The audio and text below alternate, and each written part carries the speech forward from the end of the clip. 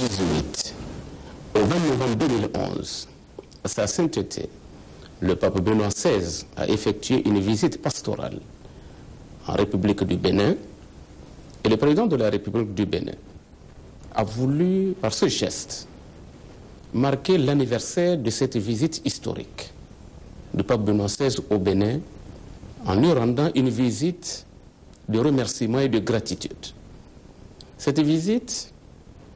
a consisté, bien entendu, au président de la République à avoir des échanges avec sa sainteté le pape Benoît XVI. Au cours de ces échanges, le président de la République a porté au Saint-Père le message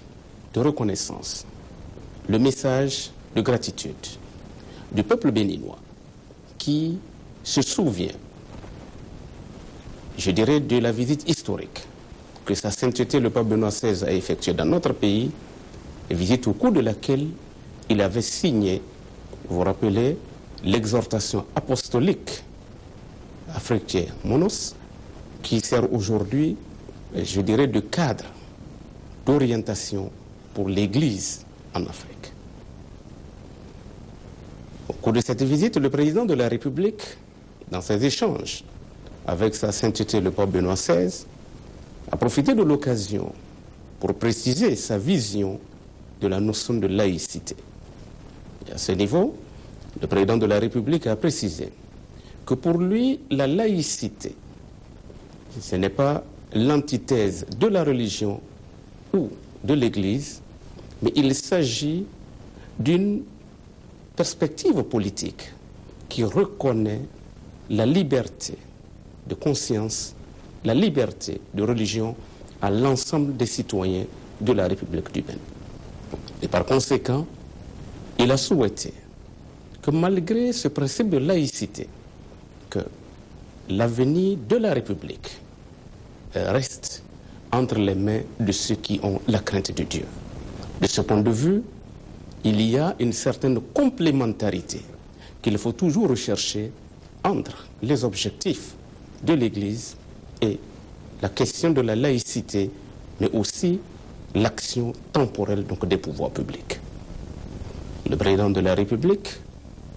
en marge, je dirais, de cette visite de remerciement, avait été l'invité d'honneur de l'Université Saint-Jean de Latran. Au cours de cette invitation, le président de la République a prononcé un discours inaugural sur le thème Afrique, le développement local, véhicule de lutte contre la pauvreté à la lumière de Ecclesia in Africa du pape Jean-Paul II et de Africae Monos du pape Benoît XVI. Mais décliné autour d'un certain nombre de sous-thèmes, notamment l'entrepreneuriat, la formation, la gouvernance et le management. Dans son discours inaugural devant cette université, le président de la République a marqué la convergence de vues entre la doctrine sociale de l'Église et les objectifs de la décentralisation et du développement local dans nos pays en Afrique. Il a montré que l'Église catholique, dans sa doctrine sociale, a fait du principe de la subsidiarité un élément central qui devrait permettre aux différents pouvoirs, aux différentes communautés, de permettre à ce que ce qui est faisable par des communautés plus basses, quand je dirais communautés inférieures, puisse être fait à ce niveau au lieu que l'État s'en charge, ce qui pourrait éventuellement disperser l'action publique, l'action au sommet de l'État. Ce principe de subsidiarité rencontre bien entendu les objectifs de la décentralisation dans nos pays et aussi les objectifs du développement local. Et le président de la République a essayé de montrer que différentes réformes sont en cours au Bénin, notamment dans le domaine de la décentralisation, avec un ministère d'ailleurs en charge de la décentralisation et de la gouvernance locale, avec un certain nombre d'instruments qui ont été conçus par le gouvernement béninois en termes de politique publique, en termes aussi de ressources financières transférées aux collectivités pour leur permettre de jouer leur rôle en tant qu'acteurs centraux de la décentralisation et donc du développement local. Et donc, les questions de proximité des élus locaux avec les populations à la base créent une certaine convergence de vues en termes de connaissance des problèmes de milieu, de connaissance des environnements locaux et qui devrait donc faciliter plus de synergie et propulser donc certaines démocraties participatives en vue de la délivrance de services publics de qualité, de proximité et tels que les populations le souhaitent. Le plan de la République a évoqué également que pour permettre aux différents pays africains de réussir ces politiques de décentralisation et de développement local, un certain nombre d'instruments ont été mis en place.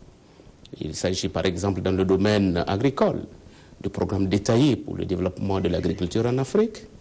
Le domaine des infrastructures, vous avez le programme de développement des infrastructures en Afrique, qui sont des instruments essentiels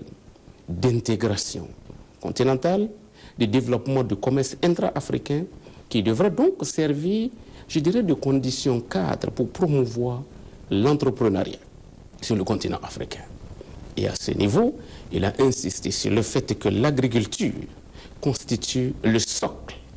de l'entreprise globale de renaissance du continent africain au plan économique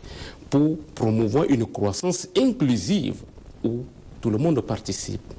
et tout le monde profite. Et là, le président de la République, dans son intervention, a attiré l'attention de la communauté scientifique de l'Université Saint-Jean-de-Latran sur le fait qu'un ensemble de défis reste important aussi à relever pour que les objectifs de développement local puissent se réaliser. Il s'agit bien entendu d'assurer la paix et la stabilité durable dans les différents États, d'assurer une sécurité qui puisse permettre aux États et aux collectivités locales de se consacrer véritablement aux questions de développement et bien entendu de créer les conditions pour assurer une certaine sécurité alimentaire, nutritionnelle, etc. pour tout le monde. Il a évoqué le fait qu'au plan continental, il existe désormais une conférence africaine, la décentralisation et le développement local, et que la journée du 10 août de chaque année est désormais décrétée journée de la décentralisation et du développement local sur le continent africain. C'est-à-dire qu'il y a donc une grande dynamique sur le continent africain dont le président de la République a essayé de porter à la connaissance de la communauté scientifique pour montrer que les questions de développement local sont au cœur à la fois de la politique des États et aussi de la politique de l'Union africaine en tant que collectif, en tant qu'organisation continentale. Le président de la République, au cours de cette visite à l'université, je dirais Saint-Jean-de-Latran, à partir de son message, a participé indirectement à l'ouverture d'une chaire qui devra, je dirais, immortaliser la mémoire de notre compatriote, le cardinal Bernardin Ganti, à travers la création d'une chaire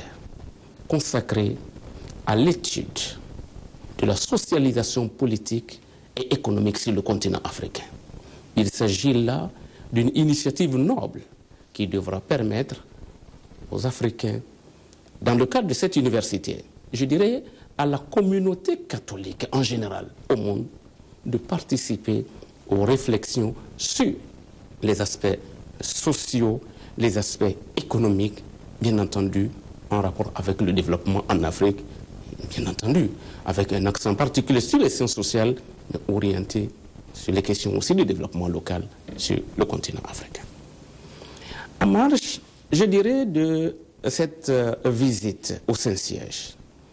et de ce discours scientifique prononcé à l'Université Saint-Jean-de-Latran,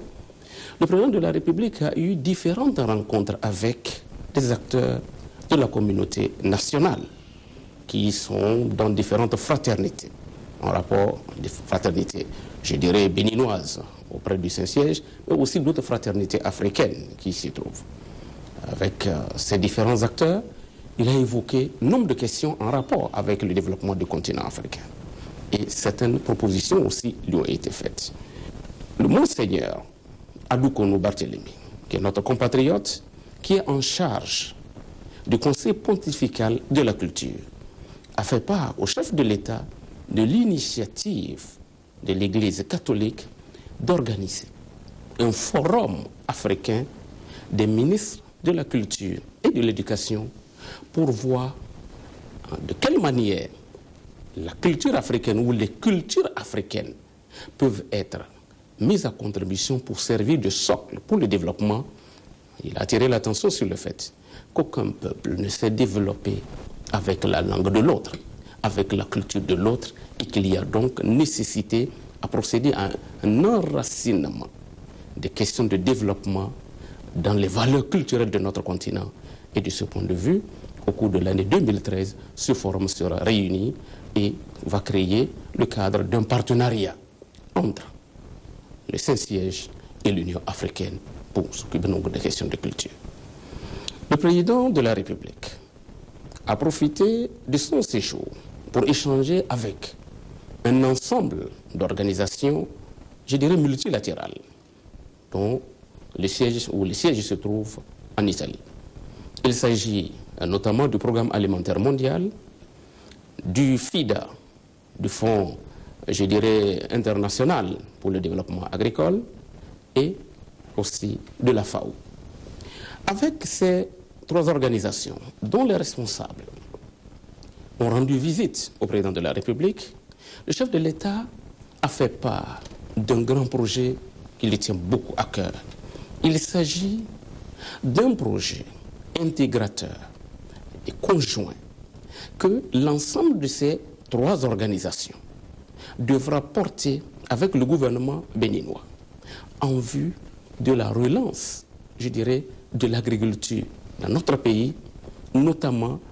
les filières maïs, filières riz. De quelle manière? Le président de la République a montré qu'au cours de l'année 2012, le Programme alimentaire mondial a acheté 15 000 tonnes de riz en République du Bénin pour constituer des stocks pour faire face, bien entendu, aux crises alimentaires que la région du Sahel connaît. En réalité, le Programme alimentaire mondial voulait 50 000 tonnes de maïs au Bénin. Le programme alimentaire, on a donc à souhaiter, et à la demande du chef de l'État, établir un partenariat stratégique à trois. Je dirais FAO, PAM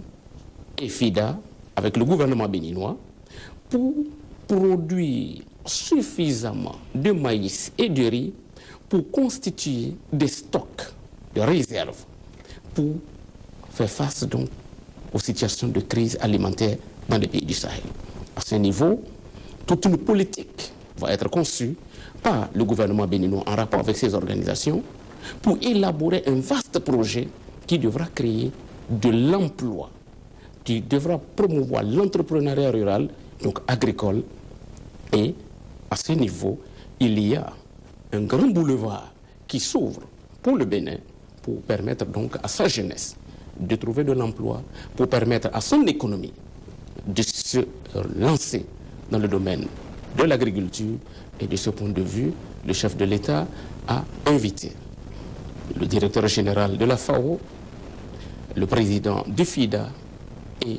la directrice exécutive du PAM à venir au Bénin pour une visite dans les semaines et mois à venir pour, je dirais, parachever la conception de ce grand projet pour permettre donc au Bénin et ses institutions multilatérales de lancer une grande dynamique du développement agricole dans notre pays.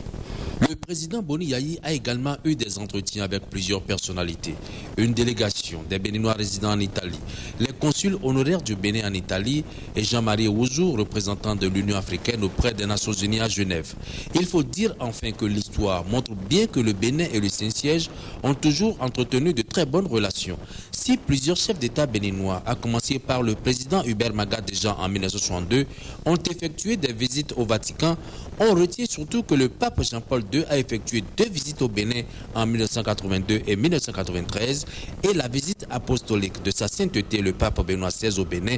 du 18 au 20 novembre 2011.